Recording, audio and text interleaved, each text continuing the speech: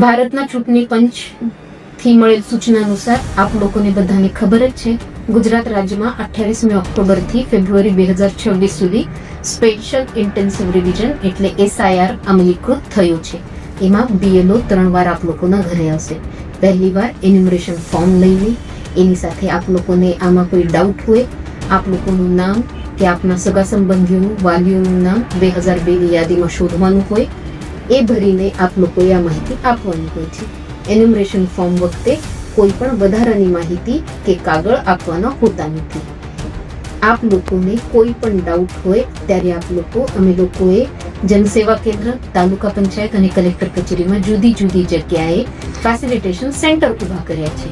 આ facilitation centre પર આપ જઈ શકો છો, પોતાનું નામ 2002ની યાદીમાં કે વાલીઓનું નામ શોધી શકો છો. એની સાથે જ આપ લોકોને મારા તરફથી નમ્ર અપીલ છે